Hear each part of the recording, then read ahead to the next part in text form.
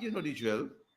Um, LinkedIn, good night. Hope everybody's having an amazing night so far.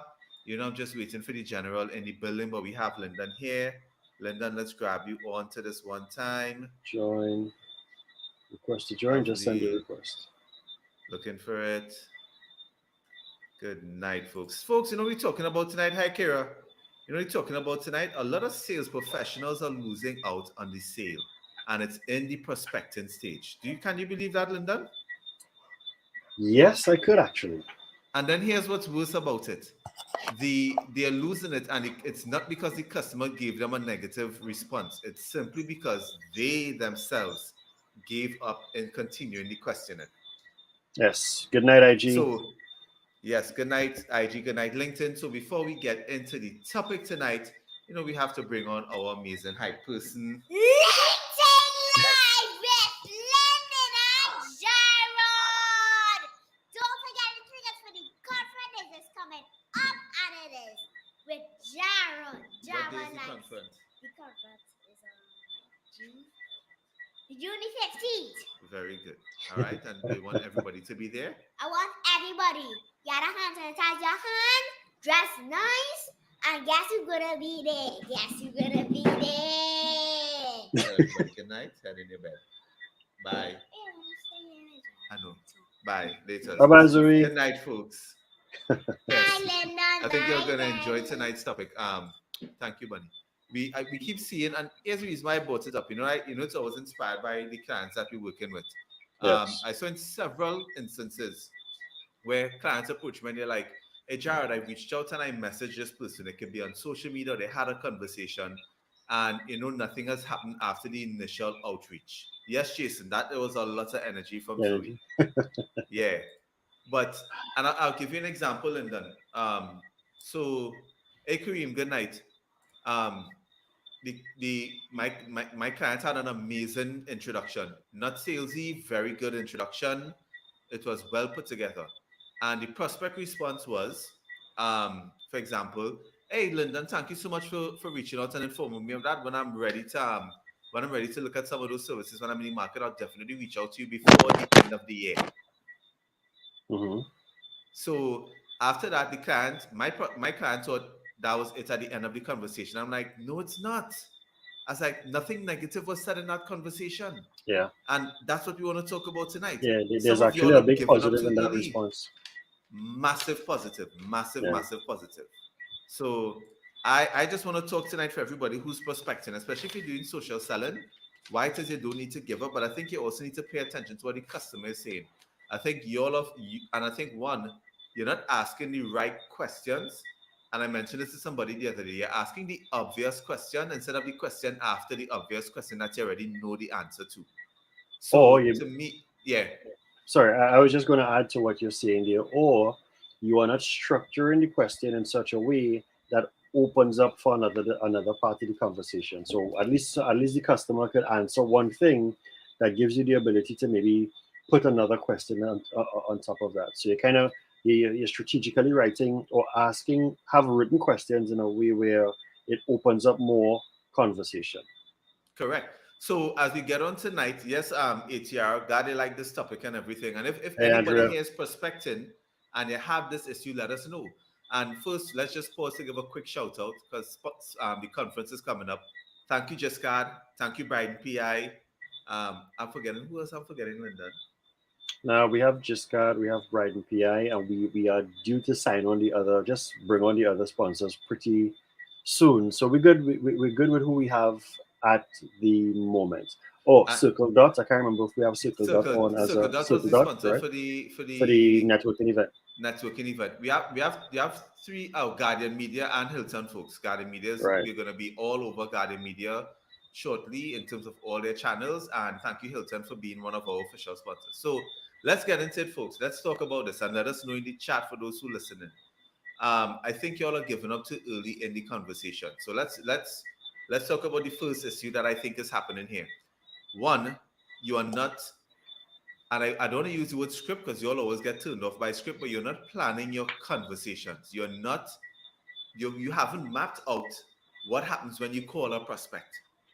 And you're not imagining in your head if I say this, then they say this, and then I would say this, and then they would say this, and then I would say this, and then it's supposed to lead you to the point of, oh, Jared, I would want to get more information on this, or we want to get a meeting because they're interested. I don't see that happening. And I think that's the first barrier that's blocking you all. And it's so from the time you get any response that doesn't match anything you haven't thought up of, you stop. Yeah, it's what you're saying there sounds like someone who makes an order that is not on your order list. So if someone comes Yeah, with something else, you're really not sure as to what to do next. And I would say w- I have nothing wrong. I have nothing against scripts, but a script could just be a beginning and an end. You don't. So exactly what you just said there. I like the fact that you said you spoke about mapping, because what you are having with customers is a prospecting conversation. It's not just correct. where you put one thing out there for a customer and you just somehow expect the customer to say, "Yeah, I'm ready. Come and take my money." It doesn't go like No, I that. remember they said it before. There's no customer on earth that is like when you call them, you be like, yes, yes, I need sales training. Can you start today? I thought, no, can you start Exactly. tomorrow? Can you start Exactly. yesterday? Like, Yeah. oh my gosh, like it doesn't happen, It doesn't folks. work You like need that. to understand that you cannot stop after their first response. Furthermore, when the response is a positive one, because as I said in this client's response, the prospect literally said, right? The prospect literally said, "Oh, thanks so much for this information. When I'm ready to do this at the end of the year, I'll reach out to you." SEC Forever. What is Canada IMS? I have no idea what that is. Yeah, she'll will they could explain Yeah, that to us. Yeah, so what Jared is speaking about there, guys, is not just scripting, but it's conversation mapping. And whether you are an entrepreneur or you are a sales professional, you need to be able to understand how that conversation is going to go. And here's the interesting thing: your conversation, that one approach can have three or four different branches. So you can say, if customer says this, that because remember, you have one particular outcome. So if the customer can go four, if the conversation can go in four directions, you need to have at least four yep, ifs. If the customer says this, then I say that. Or if the customer says this, then I say that. It all comes back down to the same thing. So conversation mapping is a pretty cool technique, but it is also something that you have to practice. And here's the thing I like that you're saying there too. That brings up a big point, Jared, is that when you're doing conversation mapping or in this approach to prospecting, you are really focusing on the customer or the person that you're reaching out to. Yeah. It's the same thing Jared and I will do when we're talking about objections. We map out objections beforehand. So if the customer gives this objection, this is the response that we want to be able to prepare to be prepared for in yep. terms of how we respond. So even like I mean, as we were doing some stuff for the conference today, we had a couple of things that were happening. And remember, I called you and I'm like, okay, so I'm going to call and say this just in case they come back and say this. Hmm. Like you're mapping out and you're planning, folks. And let me walk you a couple more things. So something that I realized too when you look at a conversation with a prospect, the way you have to look at it is just really think of asking that. And I'll give you an example so you can add more context. One of the persons I was talking to last week spoke about the fact that they wanted to reach out to an IT manager who just got promoted into the role at a company, right? Hmm. The Hmm. reason for reaching out to them, remember, of course, what's happening in Trinidad right now, some companies are being attacked by cyber criminals, Right. right? So, of course, my question to them was, what do you think should be your first question to ask? Right? And they Hmm. were like, well, ask them if it is that they're going to be doing this. I'm like, that's an obvious question. Why are Yep. you asking something that they're most likely going to say yes to? And you have to remember something when you plan what you're going to ask a prospect, right, folks? A lot of persons are accustomed to being approached by sellers. You have to understand that from the time you put somebody in a position where all the questions are either yes or no, they will start to close off on you because they One know time. all you're trying to do is lead them to a path to your product when it's not a path to helping them understand if they actually have a pain or not.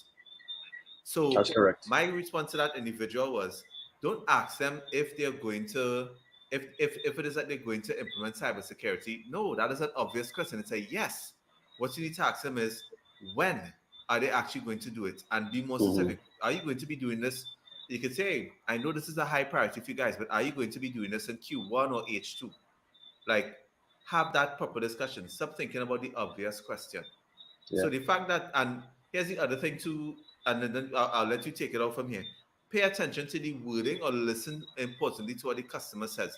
This is where active listening and active reading, if it is that you're doing messaging on social media, plays a really big factor because you would listen just to respond instead of listening to make sure that you actually ask the right question afterwards. And Yes. it's much easier when you have to type. When you're typing as a customer, because you're talking either on email or DMing each other. It's a little Hmm. more difficult if you're on the phone with them. But active listening or active reading and understand comprehending super important. Right. So I like the fact that you brought up active listening because one of my points is along the lines of active listening. So Jared started off the conversation with someone reaching out via, I think it was LinkedIn, Jared, LinkedIn, yep, it was a right? LinkedIn message. So I'm going to use the example of someone reaching out via the phone. So there was a sales rep who was doing her, she's doing her prospecting over the phone. She's reaching out to clients, to potential clients. And the person gave her back a response, something like, oh, um, we don't actually do that. We outsource it. We outsource it to someone else. And what she said was, oh, okay, well, thank you very much. And she hung up, right? So when she was giving me, so when she was giving me that feedback, I was like, you realize what happened there, right? And she's like, no, what happened? I said, you just had two opportunities in front of you, right? And she's like, well, how? Because the lady said that she doesn't do any of this stuff. Someone else does it for her. I said, yes. So let's talk about it. You had the ability now of saying, so one of the reasons why I like the fact, sorry, I appreciate what it is that you just shared because one of the reasons that I'm reaching out is because if it is that you are outsourcing, what I am offering could help you save the money save the money that you're using to outsource and do more of that work internally for yourself because Correct. she also has a solution that is beneficial to the user, right? That's why she's reaching out to users. The Yep. other thing that she didn't do was she didn't take the opportunity of maybe asking the customer who was the person um, to that is actually doing the outsourcing. And if they open You to understand? And introduction, if she would be willing to give an introduction because of the fact that the solution that I have could maybe help you cut costs because they may be able to do it at a more efficient rate. You understand? So there are so many different ways. There's only when we spoke about it, she was like, yo, I didn't even think about that. Now, why we could say that, guys, is because we are talking about having conversations. It is not just reaching out to a prospect to just book. You're having a conversation with an individual, but you yep. need to start your conversation with the scenarios, with the impact, the negative impact as to what they may be experiencing. And I'll say this, JB. I think the reason why the prospecting or what we're talking about is the way it is because it's not a practice. One, I don't think people really understand the value of the solution that they are offering, and then Yep. two, they don't know how to position that value, like the whole value proposition and thing, how to position that value into a conversation. Yeah, absolutely agree. So then what I want to do is create some framework so that people could kind of understand where we're coming from, so understand the scenario. So let's just paint first scenario, which I'll use for my example, and Lyndon, you will frame yours. So Mm-hmm. one, the client told you, yes, thanks for reaching out. The response was positive, and they indicate to you a time when they would be ready. So in other words, this prospect said, yeah, when I'm ready for the service closer to the end of the year, I'll reach out to you. That's your first positive response. That is an Mm-hmm. indicator for you to move forward. What your question should be and what your rebuttal should be is, okay, great. So let's pretend we are at this date. What would be the specific services you would take or products or services? Because you want to understand what their priorities are, right? Mm-hmm. And of course, you could create other set of frameworks. So pay attention to that first tone. When the customer is positive to you reaching out, but says, let's do this later on in the year. And another rebuttal phrase you could actually tell them is, what would make the difference between 6 months to now? What is going to happen between that time frame that will make you say, let's do it then? And Right. I that, was and like, by the way, Lyndon would laugh, and it's two reasons why I know Lyndon would laugh.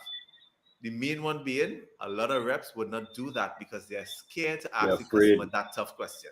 Hmm. Yeah. What changes in 6 months? Like, what's the difference between 6 months What now, changes? now and 6 months down the road? And nothing has changed. Hey, Chuck, what's going on? Nothing has Yeah. changed. Nothing. They're just Yeah. trying to Yeah. push you off. And That's even correct. then, something that I mentioned to a client too as well, and it doesn't work in all cases, but it works in some. If they say they have no budget, but you can tell it's an ideal client, you should tell them, let's continue the conversation because no budget is not a forever issue. And if you do the proper discovery, they'll be able to find the budget because they'll be able to show them that solving the problem is something that needs to be done immediately. Yeah. Yeah. Or speed it up instead of 6 months into 3 months. Yeah. Sure. So they can 3 weeks. shorten the time, 3 weeks. Yeah. Yeah. So I'll give you a little scenario of something that happened that would have happened for me recently. Was that, and this is why it's important to understand, to have a strong component of business acumen from your customer's perspective. So what I have started to do is really put my scenarios in my emails, put customer scenarios in emails. So I Good. would sometimes write, what does 50% mean to you? And when I put that, so that's in my subject line, right? So when I put that, I will then build the scenario to indicate having conversations with sales reps, excuse me, or having conversations with customers in your particular space. 50% of them said that they weren't always happy with the level of service that they were getting. And because of that, they would go elsewhere. So my question will then be, what does that 50% for you look like as in terms of your current business space, right? Or how would you now want to be able to take advantage of that 50%, not just as a reduction, but in growth by learning how to maximize on what that customer believes should be the best thing, should be the best approach. So just putting something like that. Notice I did it from the standpoint of a question Yep. based upon a scenario.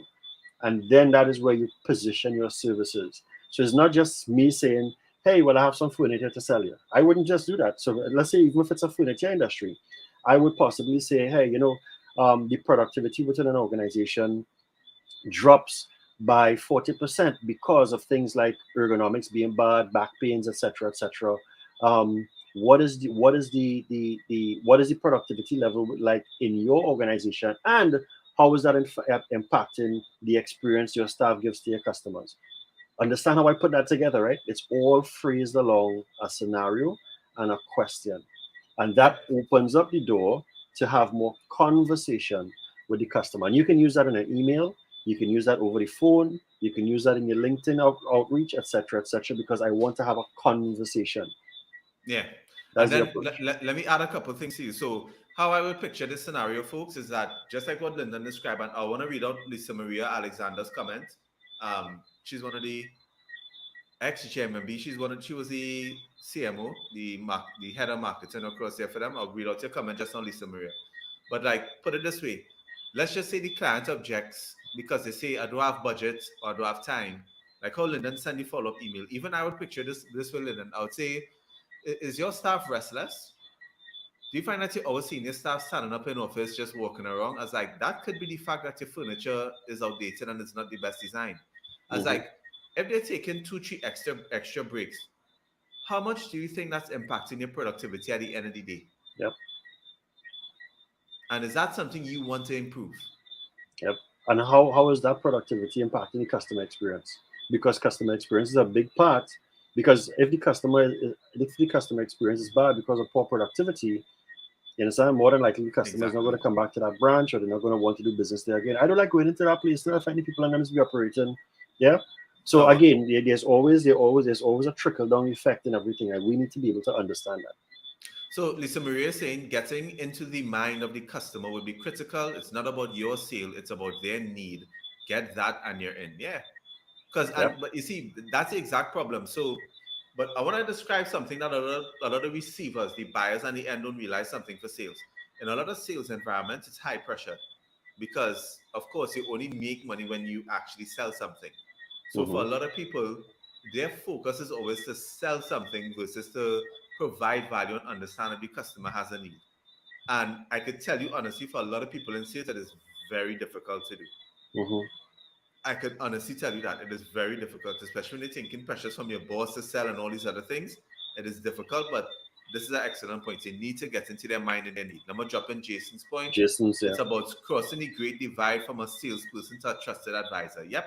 Yep. I'm currently reading this book by Anthony Norino. Anthony. London, that book bad boy. Yeah. That man, Anthony Dangerous boy. That book real bad boy. Like Yeah, I think it's he's just he's the king. Yeah. all it adding is just layers in terms of how I think about stuff now, just to keep pushing. So like it changes everything that you want to have a discussion with a customer about. Yeah. Because you want to do a little 2-3 extra minutes of research. You want to make sure you put things into the right context. So yeah, let me just jump on this point from Gail before we continue. How much of those extra breaks really, oh, she's talking about my point. How much of those extra breaks really cost you in terms of performance and potential profit? Most times no one knows because they aren't reading the signs. Yep. And let's talk about that other point too. And I want to mention this in terms of the phone call aspect, especially when it is dealing with the customer. Pay attention to their tone.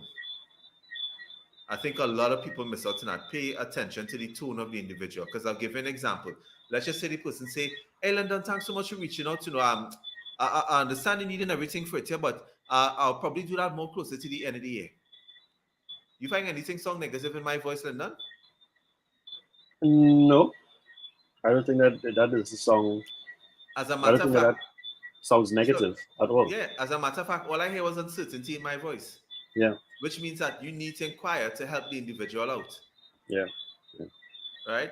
I know people are closing Here's the book. it's elite sales, elite something strategies. I think Look for elite sales elite sales strategies. strategies. Yeah, elite sales strategies.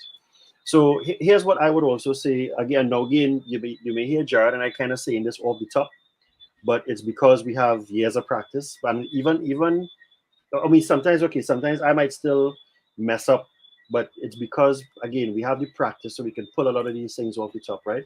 So even if a customer is giving me a response similar to what Jared said, excuse me, here's what I may do. If I have a timeline of 3 to 6 months to get back in contact with this customer, I am not just going to leave it open like that. So I may actually say, "Hey Jared, I love that you say that. One main thing. What is one main thing that you would be interested in at that particular time? And two, because there are a couple of things that I would want to send to you that I think you should be paying attention to right now." What I'm immediately doing is that I'm trying to add the value to him via resources, material, content, etc., etc. Yeah.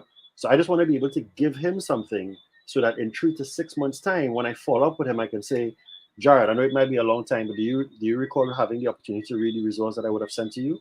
If yes, what is your take on it?" So again, I'm not just coming back. I'm not just coming back to say, "Well, yeah, well, we talked last 3 months ago, and you tell me we'll come back to you." No, I'm coming back with the resource now. Yeah, so I'm coming back to see if it is that you got that. What's the value? What are your thoughts on where are you right now in that stage? So that's how you build those conversations into your prospecting. And just to give you an example too as well, when we was really back and forth, so we actually did it live. So when we were trying to figure out what should I said, pull the person up on LinkedIn, let's have the discussion. So when we looked at it, we went through a series of questions, which of course led us one, based on the question, we understood that the person had two missing aspects of what they could offer. Then we kind of get them to a more concrete timeline. We understood what their finances were without actually getting the specifics. And then last but not least, when we kind of closed off the conversation, we still waiting on the feedback because I sent it as a voice note. We should have texted it, but I wanted it to have impact with the voice, was the recommendation, just what you described. So thanks for clarifying for me, because some people positions of not starting to could be a number of things. And it could just say, I'm recommending that when we talk, you most likely be focused on this particular aspect, because based on what I'm seeing for you, your business, you individually, this is what is going to be best suited for your company. Yeah. And give them the information, folks. Stop trying to make it sound like you're holding something precious. Give them the information. Because here's what's happened. You might think, nah, I'm going to give it to them because I go make I go have the power, the value. Yeah. Information is commoditized, folks. Somebody else will be able to give them and they will get the business. Or they find it for themselves and they don't need it. So trust me, that's why you become a trusted advisor. This is what I think might be an issue. I'm going to share with you this document. But you know what? Pay attention to A, B, and C in this document. That's what's going to matter to you the most. Yep. So And I want to also say from the standpoint of context to JB that um, don't just look at prospecting so generically. Just keep in mind every person, every company, every client, even if you're just an entrepreneur and you maybe doing B2C type sales. I always give the example of if someone is walking in to buy a wig, Brex, you don't know the value that that wig might be providing to somebody else. So don't just sell a wig. Sell the fact that that wig might be able to add to somebody's aesthetics because this person might be real into themselves. They like style and fashion, and that helps them kind of show up well into their office. And the company might say, well, this person is a good representation to our brand, being the face of our brand. They get some Yep. kind of promotion. Or on the flip side, this person might have a health issue. Their hair, they may be very self-conscious of the fact that they're losing their hair. So they want to get a wig. You understand? So the wig helps hide or take care of some of those insecurities. If you start selling wigs like that, you get to realize that you're not just selling something to put on top of your head from a female perspective, but your wig is adding some value on either side of the spectrum. So whatever the cost of that wig is, it means more to that customer.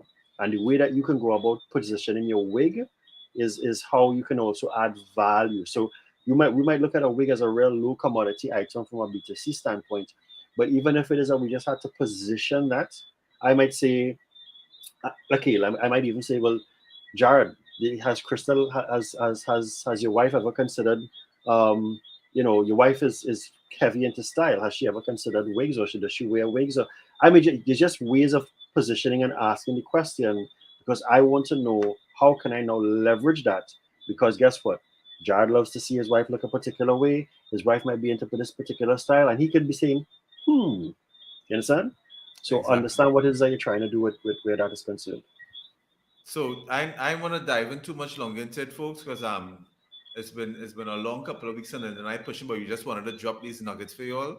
But please trust me when I tell you, do not. A lot of y'all are giving up right now, and the customer's not giving you a non-buying signal.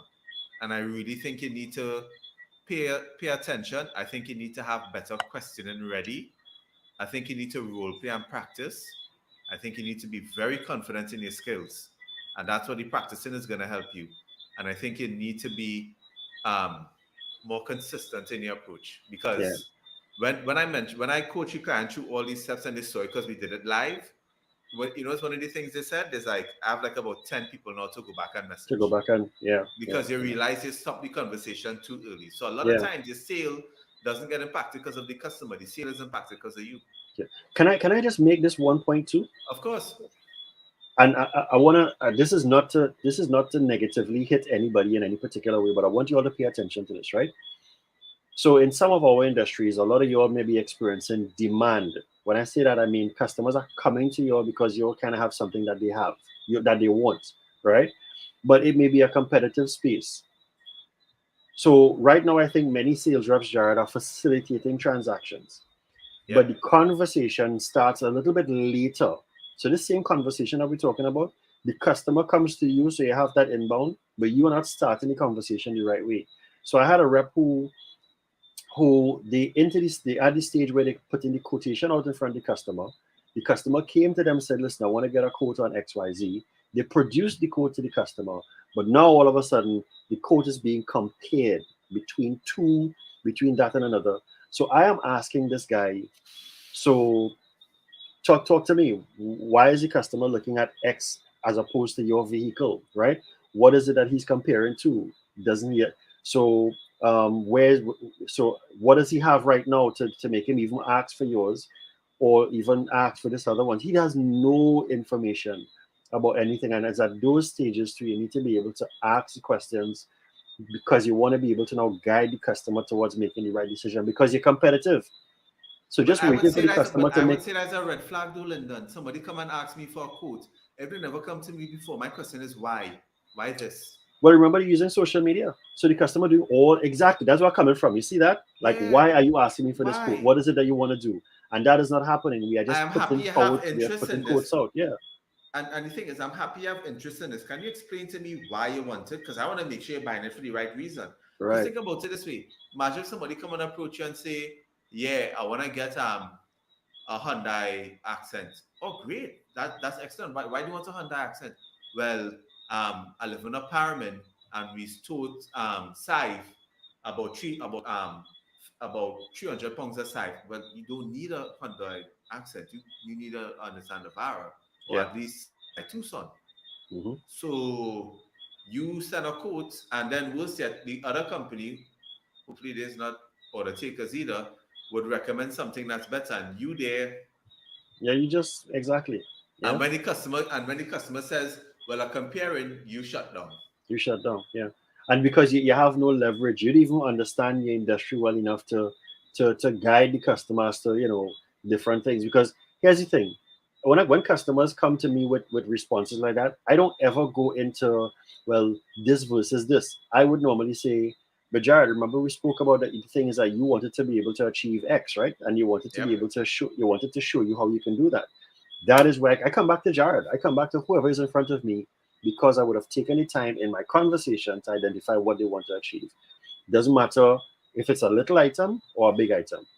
Yep. Gail is saying it's all about the conversations and the conversation mapping. That point was quite insightful. We can't leave the conversation to chance and be intentional in our language and narrative. Yep. Yes. You honestly can't, folks. Like, if it's one thing I do, I map out what I'm going to say in a conversation, especially the important ones. It is mapped out. I write it or I say it over 3 to 5 times to make sure I have it right. You have to Hmm. understand the importance of this. You have to think of everything that the client might possibly respond to so that you can ensure you give them the information. It Yep. is honestly not that hard. We should remember what was the follow-up question we asked them, but it is in that case with the prospect, because all I remember was the last question that we sent them. I can't remember all the other things that we sent them along. But like one of the other key things too, like if you really prep your questions well, folks, one of the things you'll note the client is gonna say is that's a good question, or if you're over social media, they're gonna take very long to respond. Yeah. You're just gonna see Or typing going on forever because you got them thinking. Order takers don't do that. People who stop as the first statement don't do that. People yep. who prep their questions, who role play their questions, who are confident in what their product could do for somebody, they stick it. They dig their heels in and they stick They with the go customer after it. because they know they can help them. One of the responses I always love is I didn't think about that. Oh yeah, I love that I response. love that. That means that hey, I have you thinking. I didn't think about that, Lyndon. I love And those. it When I lets get you that know, response, yeah, yeah, and especially if they're dealing with other competitors, it means that the competitor didn't ask them the question either. And I'm like, right. Like yeah, you're not looking at the customer's business. You're not thinking about what's important in their world. yep, And last sub point, do the research. Research allows you to understand the context of the questions. yep. And that's what I realize a lot of people miss. Because in the questioning aspect of it, hey Cassia, good night. One of the things we realize, like just to give you context, we put a lot of things in context because we realize the person um, was waiting for a raise to get the offer, which is how we context the question. Well, when they get a raise, what's the first thing you're going to be doing? Yep. And then the other aspect behind it was what we pitched them in the recommendation was due to the fact that they actually just got into the job. They were 8 months in. So we're just figuring, is this a contract job? If it's contract, Hmm. then you would need like there was so many scenarios, but please do the research because that creates a lot of context into what you say to the person. And trust me, people like those subtle messages in your questioning because it lets them know this person is speaking to me and not speaking about their product. That's correct. So Yeah, and don't that's look just at some advice. research. Yeah, don't look Yeah. at don't look at research as a arduous task. It right now it is a big part of your sales strategies. If you want the revenue, have the respect and do the research, folks. It's the Research. Yep. 3 R's. Just do it. You can't get my money if you research me. Trust me. Don't call me cold call and you in Google my name. I will hang up on you. Sorry to say. All right. So that's just some advice. Let us know if it was helpful. Give us some hearts or give us one of the applause depending on where you're looking at us. I know we have most of our audience from LinkedIn. Good night. But as we wrap up on everything, the conference Let's talk a little bit is about the it's conference. about what 30 is less than 30 days away now, We are folks. the Come on. 17th. We are 29 days or 20, yeah, somewhere around there, Yes. right? So we are Yes. steaming straight ahead into the conference. We really do look forward to, and again, the folks who've purchased the tickets, the companies who've been inquiring and sending in your requests for quotations or invoices. Thank you again for the interest. I think this always keeps us energized as it relates to letting us Yes, know it that there does. is some value that you all really appreciate in terms of getting from us. right? Again, the speaker lineups, it's building. You all would have seen some of the stuff that Jared and myself would have put out there. And No, we do let me have drop these we do speakers. have a Yeah. we have a few more, right? So we have Juma Bannister, Yeah. right?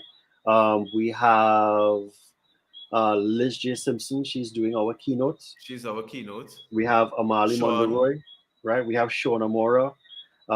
We Javon, also have Javon Darren. Felming, Yeah, Felming.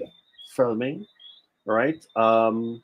We have Samantha Conyers, right? So we are looking at what we call 6 or 7 or some of them so 6 or far. 7. I could 7. You have say the Jared and name because I myself. have it confirmed. Yes, you and I, of course, are talking on two of the main topics, which is the leading and the converting. Yep. I want to drop this name, and only because I know he hasn't signed off on his speaker agreements and stuff, but I know I have his commitments. I'm not stressed. But we have Calvin Mendes in the building, folks, and the reason why I'm hyper about it is that he's been the top branch for Guardian Life for the last 3 years, and he's talking about the importance of sales leadership and what sales leaders need Yep. to do to lead their teams. And if you all know what insurance is, you know it's not an easy industry. So for him to be pulling off that performance, I mean, he has a world class team, and to keep a world class team performing, um, I'm sure he's a football man, and I don't watch much football. So actually, let me give it a reference to basketball. He's like Steph Curry them in their prime. It's a team of superstars that just constantly doing it one after the next. Right. So we are very excited for this lineup. I think we just have one last speaker. I think there's one last speaker that we need to confirm, Fine but tune. Yeah. yeah, but folks, we are really excited for the conference. I know some of you are It's waiting at to this month and here to get your tickets. You should do right. so Reminder, it's at the Hilton. at Right, the Hilton. the ticket price right now it's $7.99 for in person. Those seats. It's funny because most of our current ticket sales is in person. So we are just as Not excited to most, see you. Linda, not Well, I most, should say all, right? Yeah, all. I've right. not seen an online ticket purchase. Actually, we picked up a couple online tickets recently, but actually, as you're Okay. right, 90% of the tickets sold so far are in person, and then we have the online coming in. But I guess those will come in later on. But yes, we are just as excited to be in person with you all. And this is just a good indication that we made the right decision in terms of building it as hybrid. But I mean, we just love the fact that the online is actually selling out faster. No, sorry, the Yeah, in person in is selling out person. faster than the online, So we want to say thank you to everybody for always giving us the support. We're looking forward to seeing you there at the conference. Hmm. Again, thank you Hilton for partnering with us on this because they're making a lot of accommodations to make sure our speakers are good on that day. Thank you to Giscard. Thank you to why I keep forgetting Bryden Just PI, Brighton PI, Guardian Media. Guardian Media, because you guys are always giving us the support. I Yeah. mean, we have two more to say, but we just like people to in that To case sign with off. Yeah. sponsorship, we Ink. needed to sign. Ink. Ink. Like Yeah. have an Yeah. email confirmation. Email confirmation is great. Yeah. It's great. Yeah. We just need the ink. We just like ink, virtual ink.